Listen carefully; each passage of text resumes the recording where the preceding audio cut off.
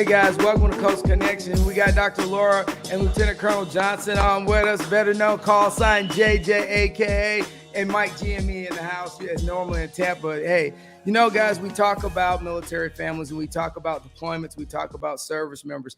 The greatest thing about service members is the cards we get when we're deployed. And you know what? You look at the World War II veterans, they still hold on to some of the letters they got, those that are still around. The Vietnam vets, the letters to Nam, those letters that are being published in books now, all the Vietnam vets that received letters during their time in Vietnam and how precious they are. And myself and Mike knows for a fact that I got a lot of letters when I was in Iraq and it made CNN. And which really touched my heart to understand that when you get those letters, how you shape the world, but you always got to pay it forward and pay it back. So Dr. Laura and JJ, welcome to the show. How are you guys doing? And, you know, take your time, Dr. Laura, where are you located?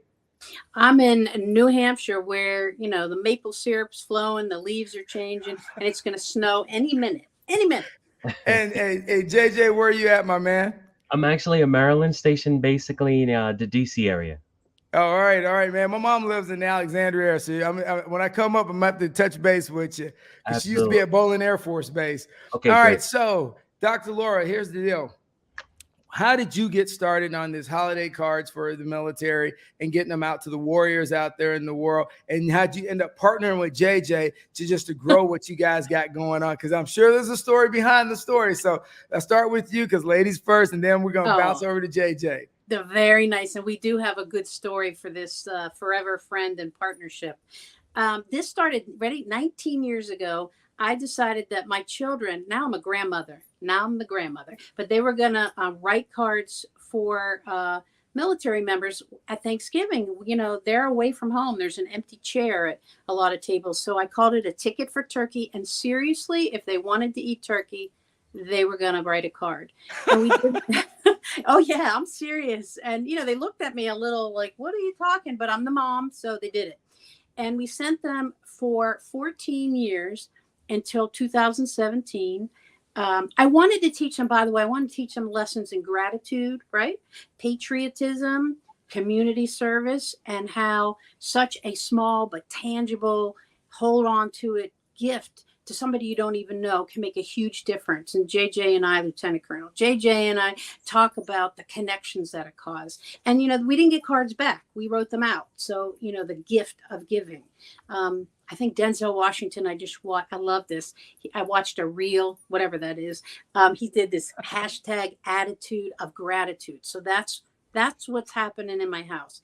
So 2017, we had a friend deployed. I thought it was like a little boat. It's an aircraft carrier, 5,000 people. I call it a challenge. We get 17,000 cards because I'm not shy, as you might see.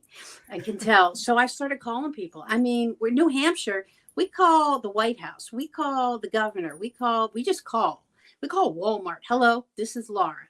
And so each year we've gotten more and more cards. We average, I think, Lieutenant Colonel JJ, you can tell me, about 120,000 a year, but we're up to 600,000, and 595,000 have been since 2017. Wow, so, that's a big number. You guys are like a machine now. Machine. And they all come into this house and they all go out through this little post office in Hollis, New Hampshire, which they do love that business once a year. You know, drop 20,000. They're very happy. But it takes it out. You know, I got a lot of hashtags. JJ knows this. Everything is a hashtag to me now. So a hashtag, it takes a village, and it's just incredible what a community can do. And all 50 states now are involved, all 50 states. So late 2017, I think, JJ, I got a number of a guy who maybe could help. So I get on the phone and I call, and he'll tell you the story, but I went, hello, my name is Laura. I'm a psychologist. So this is what it means. And I'm a grandmother and I'm from New Hampshire. What are you doing? And then he'll tell you what happened. Go ahead, JJ. Yeah, absolutely. So first of all, I just call her the queen of the cold call. I used to do telemarketing back in the day, but she is the queen of the cold call. And this is how it all started. So at the time I was stationed in the Pentagon, and I happened to be at my desk one of the few times, and the phone rang, and I'm working. I'm like halfway.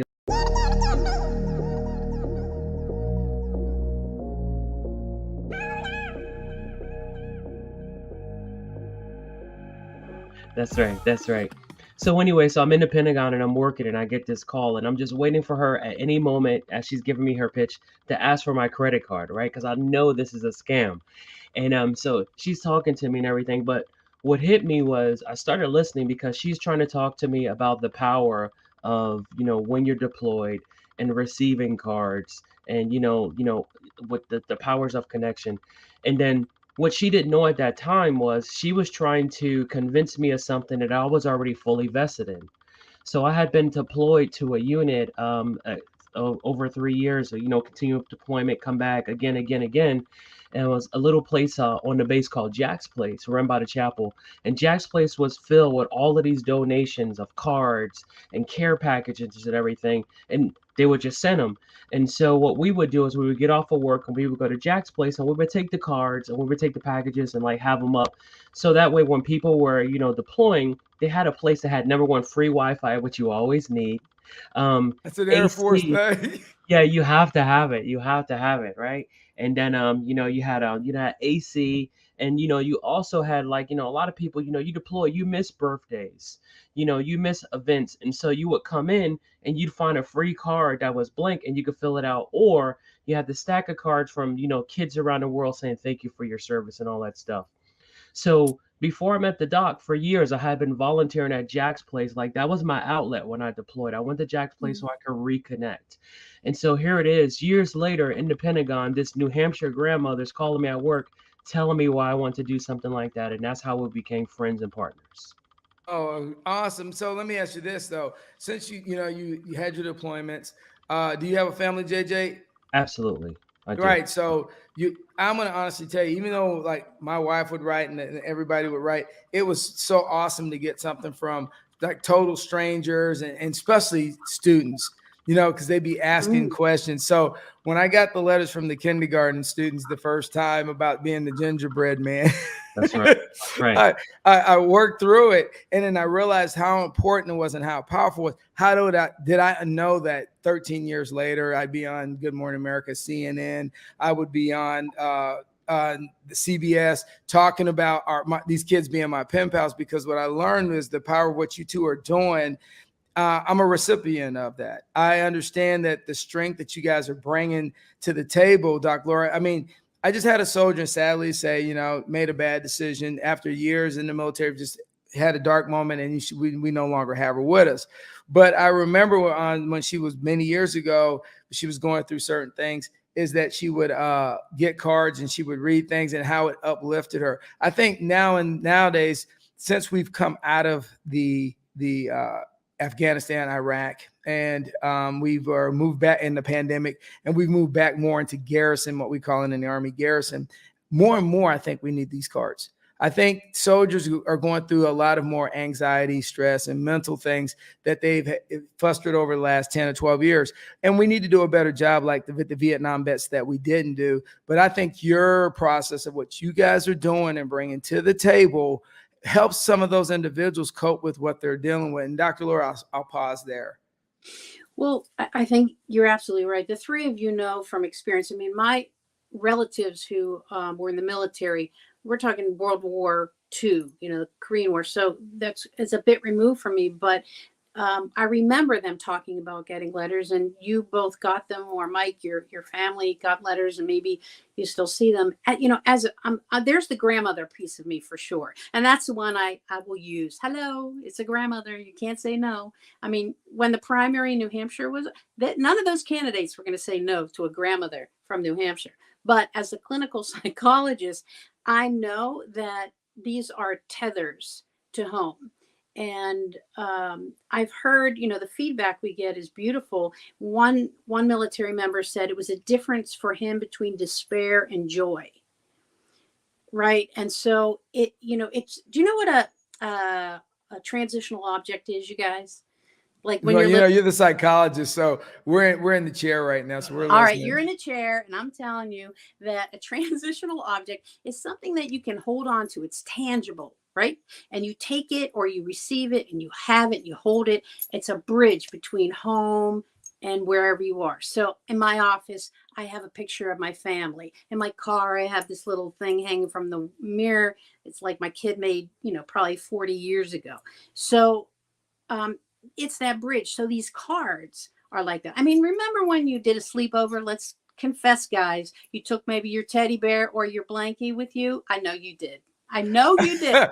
Mike's telling me. Look at you all. I know I did. I'm not gonna lie. You're all blushing. You're all had the blankie, yeah.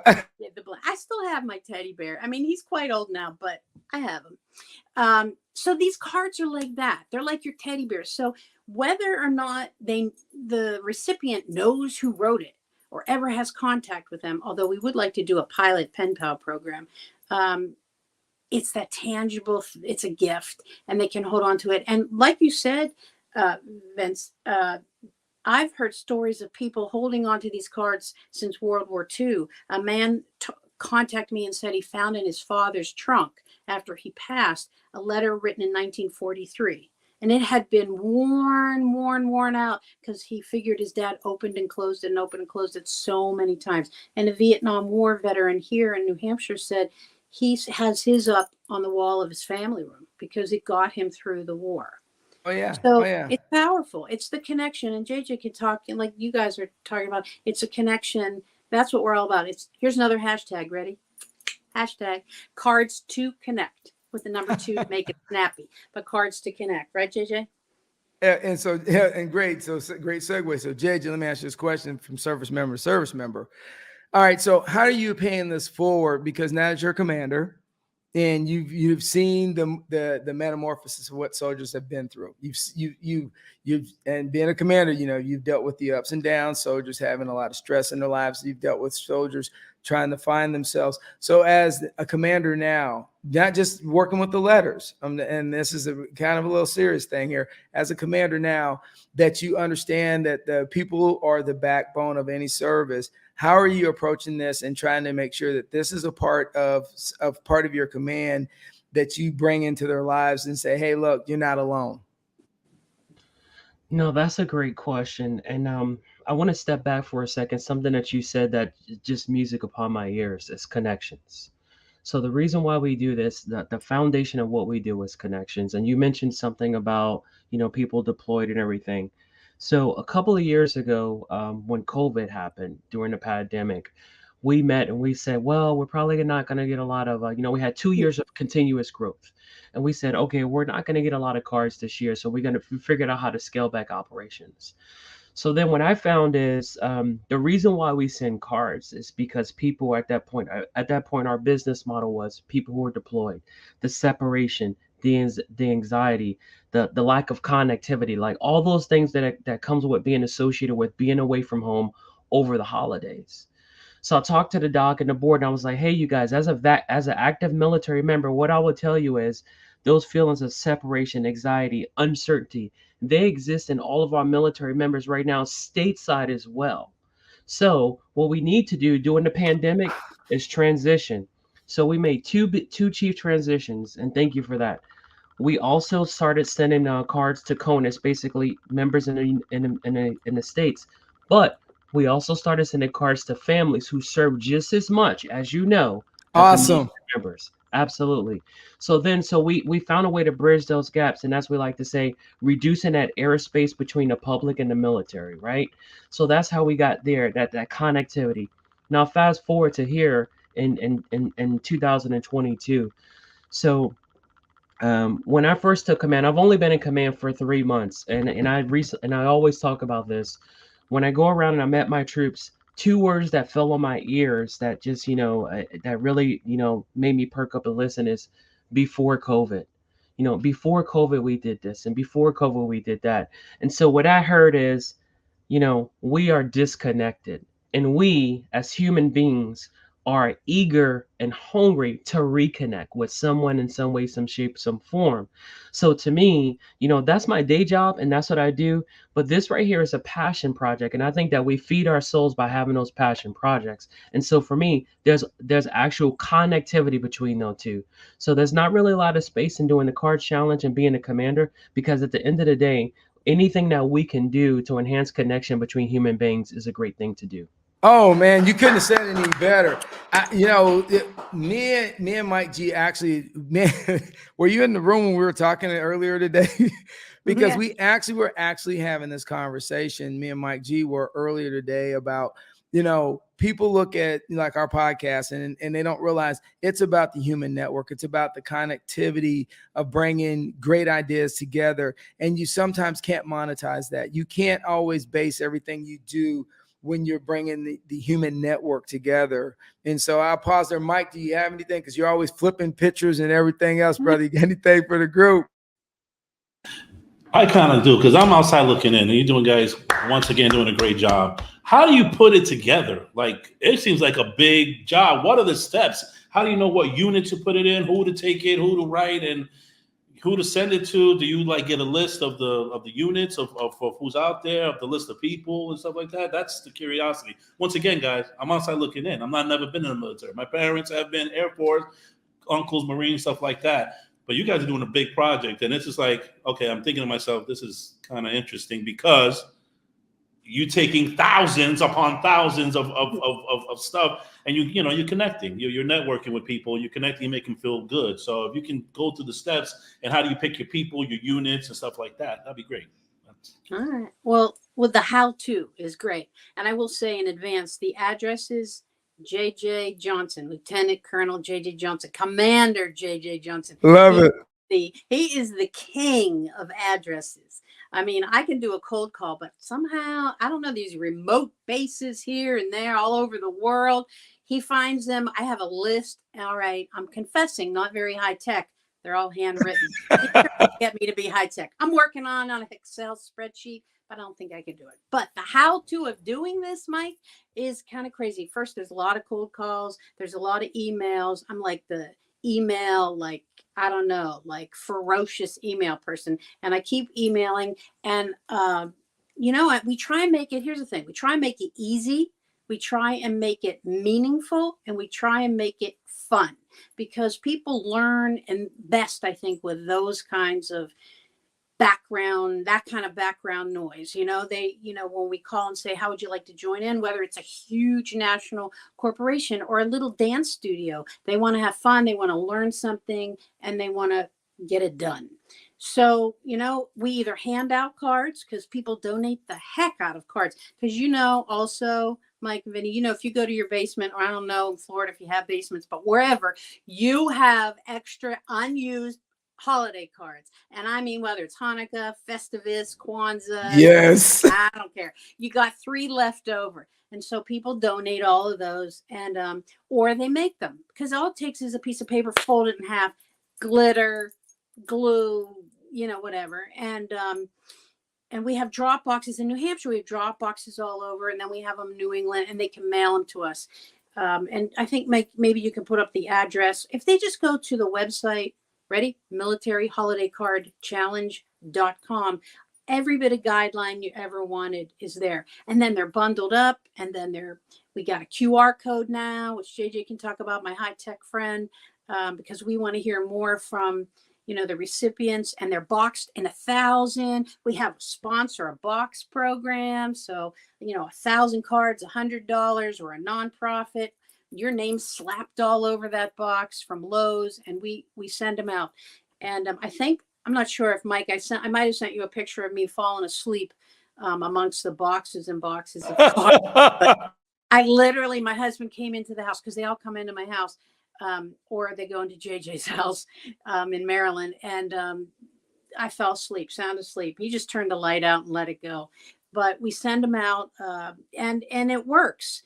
It is a hands-on, volunteer-driven, bundle them up. We proofread all the cards to make sure that they're good to go, and then we send them out. We're also doing a little, which I want to say later maybe, but we want to know, I think, JJ, this was genius. What is your why? Like, we want to know why people are reaching out, why people are doing community service. So we got a lot of good stuff going on, but the how-to is very simple, and there are guidelines, even writing prompts. Well, there's our military, one of the recipients. He just got so many cards, he passed out. I tell you what, I'm going to get my TMC Thurgood Marshall Club at Newsom High School. And I probably talked to the Durant football high school team, or our coach also. And we'll probably try to partner with you guys and get some cards out to some service members this year. So, Dr. Laura, I really appreciate you touching on. All right, JJ, before we get out here, you got to finish off what she was saying, man. Bring it home. Yeah, no doubt. So just to speak a little bit to what Mike says, as the typical military guy, I'm process-driven person. So we do have a deliberate process for how we get cards to members. One of the things that we talked about from the beginning is, hey doc, we got to make sure that number one of our primary considerations is security. Because when individuals are overseas and everything like that, or wherever they are, we hold our address list and our contacts as sacred trust. Cool. Because we want to make sure the importance of operational security. She's on board with OPSEC now, so we all understand. I got it. She got it. So so we do that. So Mike, that was a good question. But so some of the things that we do every year is that we always look for incremental ways to grow. So we started the first year, then we had #CardsToConnect. Then what is your why? The reason why we came up with what is your why is because whenever we go and meet individuals, they share their stories. My dad was in Vietnam. I was deployed. What you guys are doing great. And we hear these stories. And what I told the doc is I was like, hey, as part of our feedback loop and mechanism, let's take those individuals, get them to record a short video and share that with other individuals as well. Because again, that's another form of connection. Because within each story, most of the time, someone is going to be able to see themselves within that story, right? So that's another way for us to connect. So we do that, and one thing and every year we have something new.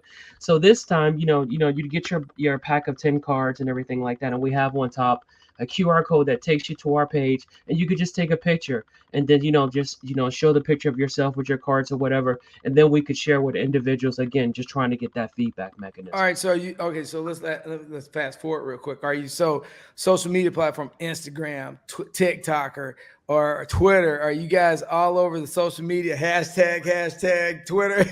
Yep. The only thing we don't have is Twitter. I'm trying to figure out, someone has to teach me that. I think JJ, my children, will say I might be too wordy for Twitter. So that's right. 30 characters or something. I don't think I can pull it off.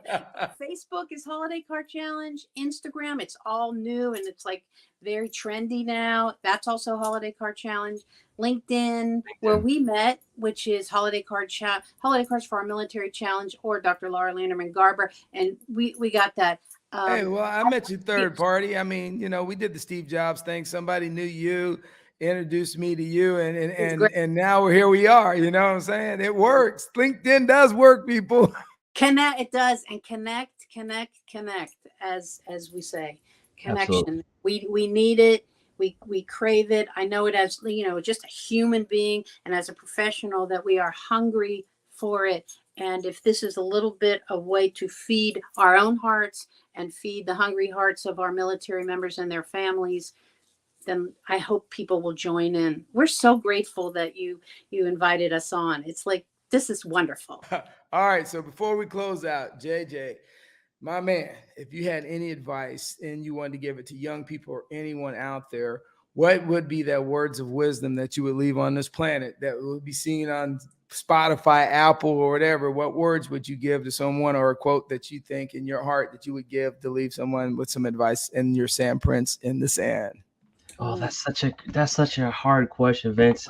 As the doc knows, if you looked at my YouTube playlist, you will see all of these guys, in the morning that I listen to every morning when I work out, right? But and if you can see a picture of my desk, you can see everything that I've written. So what I'll do is I'll just read whatever comes closest to me, because it's all right, because you're all yoked up anyway, man. I go at 3:30, but I mean you got that David Goggins going on, bro. All the time, right? So here we go. This is the one that's in front of me that I have written on my desk. Do not go where there is a path. Go where there is no path and leave a trail. Love it. Is that Thoreau or Emerson or Martin Luther King? I know it's, I know it's one of those. Yeah, absolutely. I have them all over my desk. So the thing is this, I think if I had to have a big picture, I would say this: surround yourself with the things that you want to become, right? Mm-hmm. Where you are right now is just a reflection of your current state, but surround yourself with the things you want for your future state that is going to enhance you as a human being. Oh, love that, man. Love that. So, Dr. Laura, same question. I flip it over to you. What do you got, my lady? Well, I would say I have two favorite books that guide my life.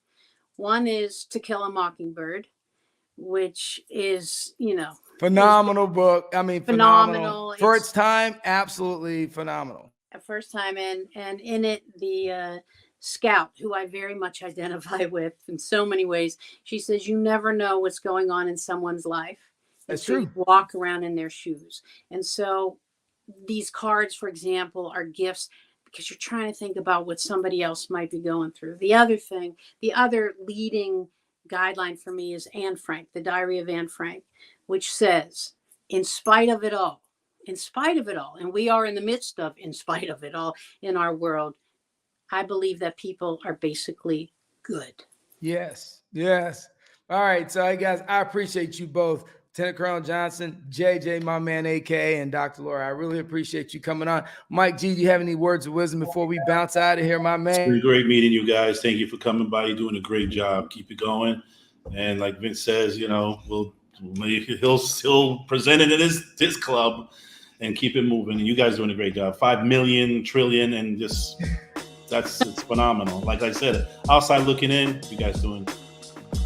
Thank you. Thanks so much. Thanks for having us. And I appreciate you both. And as I always tell everyone, we have to change the world. It starts with one individual making a decision to do the right thing every day when no one's looking. And as we do that, the world will be a better place to live. And as me and Mike G always say before we get out of here, keep it rolling.